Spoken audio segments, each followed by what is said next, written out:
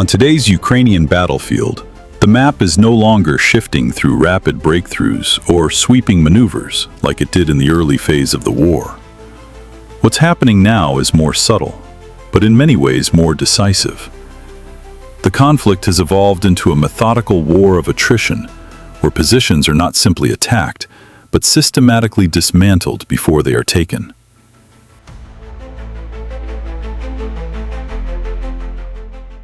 This pattern is especially visible in Donetsk Oblast and Zaporizhzhia Oblast, two regions that have become the focal point of sustained Russian pressure. A clear example of this approach can be seen in the operation around the village of Lugovskoye. On the surface, Lugovskoye may appear insignificant, but in modern warfare, especially along fortified front lines, small settlements often serve as critical nodes within a layered defensive network. These positions are typically reinforced with trenches, bunkers, and micro-logistics routes that connect one defensive point to another. So when Russian forces report that Lugovskoye has been liberated, it reflects more than territorial control. It signals the collapse of a localized defensive structure after sustained pressure. That pressure rarely comes in a single wave. Russian operations in this sector follow a consistent pattern. Before any ground movement, the target area is subjected to prolonged artillery fire. Systems like the BM-21 Grad are used to saturate wide areas, forcing Ukrainian units out of cover and disrupting coordination. But what distinguishes the current phase of the war is the increasing integration of multiple weapon systems into a single operational framework. Beyond conventional artillery, Russia has expanded the use of more advanced systems, such as the Tornado-G. In recent reports, these systems were used to strike Ukrainian drone command posts north of Primorskoye and Veselyanka. This is a significant development. Drones have become a central pillar of Ukrainian battlefield operations, providing both reconnaissance and strike capabilities. By targeting command and control nodes, Russian forces are not just eliminating equipment, they are disrupting the entire operational network that supports Ukrainian drone warfare. It's a shift from targeting positions to targeting systems.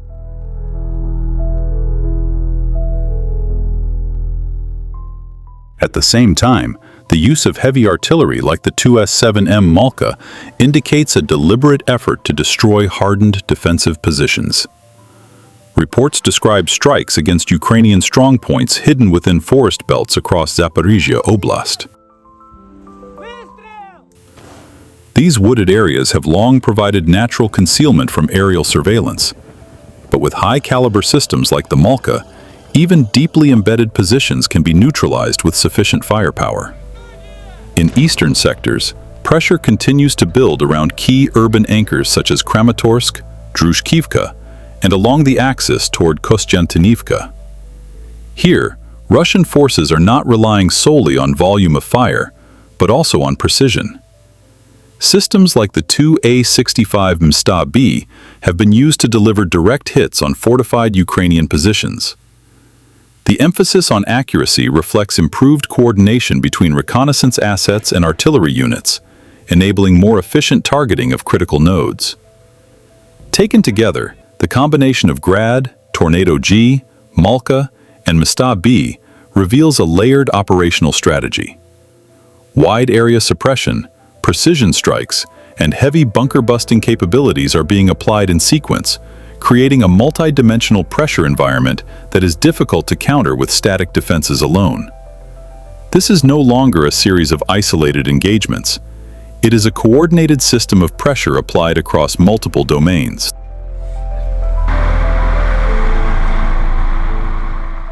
This also helps explain a common misconception that Russian advances appear easy and that Ukrainian forces are simply absent. In reality, Ukrainian units are still present and actively engaged, but they are not holding every position to the last man. When sustained artillery and drone pressure reaches a critical threshold, tactical withdrawal becomes the logical choice. It preserves combat effectiveness and allows forces to regroup along secondary defensive lines. However, each withdrawal creates space that Russian forces can then consolidate, fortify, and use as a launch point for further operations. Around Kramatorsk and Druzhkivka, Ukraine continues to maintain its primary defensive framework. These cities remain essential logistical and command hubs. As long as they hold, Ukraine retains a meaningful foothold in Donbass. But constant pressure, especially against supply routes and artillery positions, gradually reduces operational flexibility over time.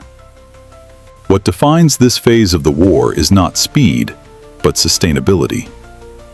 The side that can maintain operational tempo, sustain logistics, and integrate multiple systems effectively will shape the outcome over time. In several sectors, Russia appears to have adapted to this reality. Rather than pursuing high-risk breakthroughs, it is building incremental advantages through disciplined, continuous operations. The capture of Lugovskoye, the strikes on drone command infrastructure near Primorskoye and Veselyanka, and the coordinated use of heavy and precision artillery are not isolated events. They are components of a broader operational pattern, one that reflects a long-term approach to warfare. In this context, even small territorial gains carry strategic weight, as they contribute to a cumulative shift in the balance along the front.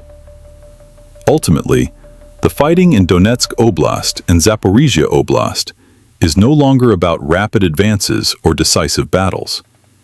It is about endurance, pressure, and the ability to sustain momentum over time.